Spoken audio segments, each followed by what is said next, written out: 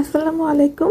আজকে আপনাদের সাথে বিফ চিলি রেসিপিটি শেয়ার করব। আমার রেসিপিটি শুধুমাত্র বিগিনারদের জন্য, যারা খুব ভালো রান্না করে তারা না দেখাই ভালো।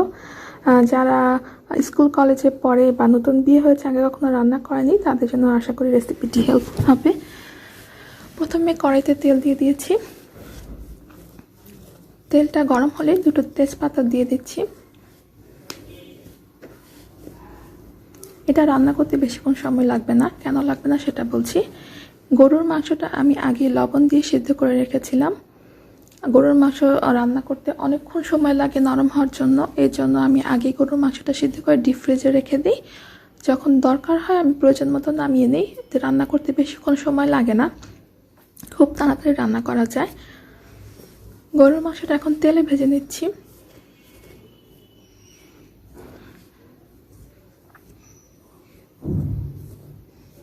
এটা রান্না করতে খুব কম সময় লাগবে। দিয়ে দিচ্ছি সয়া সস। এখন দিব টমেটো সস।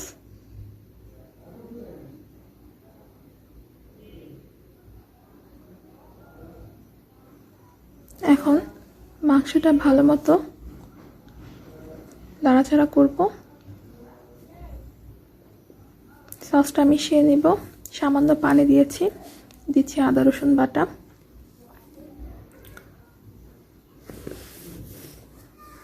এখানে প্রথমে বেশি পানি দিয়ে রান্না করব না, অল্প অল্প পানি দিয়ে মাংসটা কষাতে হবে। সামান্য পানি আগে দিয়েছিলাম, এখন আবার অল্প একটু পানি দিচ্ছি। প্রথম 30 মিনিট ঢেকে রাখবো। ঢাকনা খুলে খুলে মাঝে মাঝে একটু দেখতে হবে, যদি লেগে যায় তাহলে আবার অল্প একটু পানি দিয়ে আবার নাড়াচাড়া করে রেখে দিতে হবে। 30 মিনিটে মাংসটা আর কি রান্না করতে যতক্ষণ, এরপরে বেশিক্ষণ সময় লাগবে না। দিয়ে দিচ্ছি লাল মরিচের গুঁড়ো।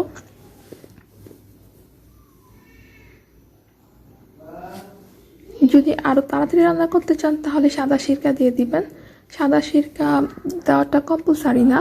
যদি তাড়াতাড়ি রান্না করতে চান, সময় কম, তাহলে সিরকাটা দিবেন। সিরকাটা দিলে মাংসটা খুব তাড়াতাড়ি নরম হয়ে যাবে। বড় 1 চামচ সিরকা দিয়ে দিচ্ছি।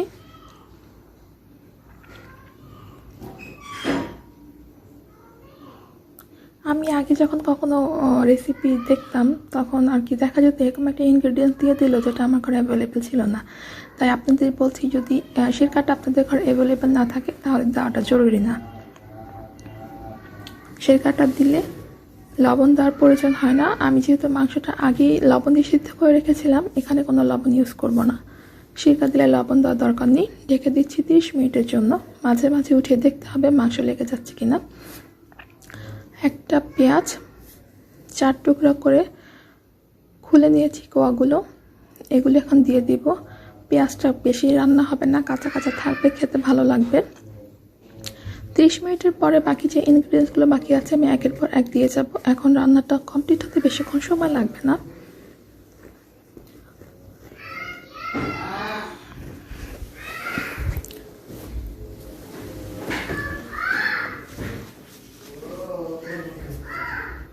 পেঁয়াজগুলো দেওয়ার পরে এখন দিয়ে দেব পেঁয়াজের কলি। এটা দিলে দেখতে সুন্দর লাগবে, যদি ঘন না থাকে তাহলে এটারও দেওয়ার দরকার নেই। পেঁয়াজ কলিগুলি দিয়ে দিচ্ছি।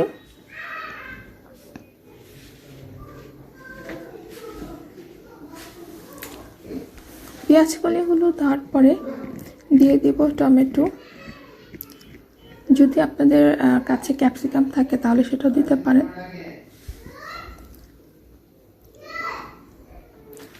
টমেটোগুলো 4 ফালি করে দিয়েছি, তবে এখন আমার মনে হচ্ছে যদি কেটে আরেকটু ছোটো করে দিতাম তাহলে হয়তো দেখতে আরেকটু ভালো লাগতো। তবে নেক্সট আমি যখন আবার জিনিসটা ট্রাই করব তখন টমেটোটা আরেকটু ছোটো ছোটো করে কেটে নেব। চিকেন চিলিটা আমি এভাবে রান্না করব, তখন আপনাদের দেখিয়ে দিব। যদি আপনারা রেসিপি ট্রাই করেন তাহলে টমেটোটা ছোটো ছোটো করে কেটে নেবেন, তাহলে দেখতে সুন্দর লাগবে। এখন দেখতে সুন্দর লাগছে, লাল সবুজ পেঁয়াজের কালার, গরুর মাংসের কালার, সুন্দর একটা কালারফুল লাগছে, জিনিসটা দেখতে ভালো লাগছে। আমার রান্না অলমোস্ট প্রায় শেষের দিকে। এখন দিয়ে দিচ্ছি দারচিনি গুঁড়ো, গোলমরিচের গুঁড়ো, এলাচ গুঁড়ো। যদি আপনাদের কাছে গুঁড়ো না থাকে তাহলে আস্তটা দিয়ে দিবেন। এরপর নিয়ে নিচ্ছি একটি প্যাকেট থাই স্যুপ। থাই স্যুপটা পানিতে গুলে নিচ্ছি।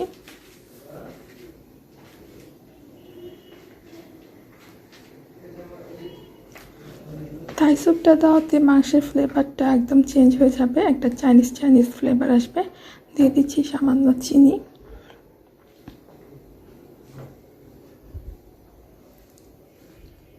আমার রান্না অলমোস্ট হয়ে গিয়েছে। এখন কাঁচামরিচ দিয়ে দিব। কাঁচামরিচ দিয়ে 2-1 মিনিট রেখে ঢেকে রাখবো। তারপর আমার রান্না কমপ্লিট। দিয়ে দিচ্ছি কাঁচামরিচ। কাঁচামরিচ দিয়ে 2-1 মিনিট ঢেকে রাখবো। কাঁচামরিচটা পুরোপুরি রান্না হবে না, একটু কাঁচা কাঁচা থাকবে, একটা ফ্লেভার আসবে। আমার রান্না কমপ্লিট।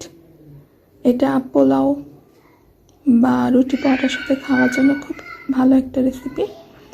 চাইলে এভাবেও খেতে পারেন, এভাবে অনেক মজা লাগে খেতে। ব্রেডের সাথে, পোলাওর সাথে, রুটি পরোটার সাথে খাওয়ার জন্য এই রেসিপিটি। আশা করি যারা বিগিনার, নতুন রান্না শিখছেন, তাদের কাছে রেসিপিটি ভালো লাগবে। আমি আজকের মতো বিদায় নিচ্ছি।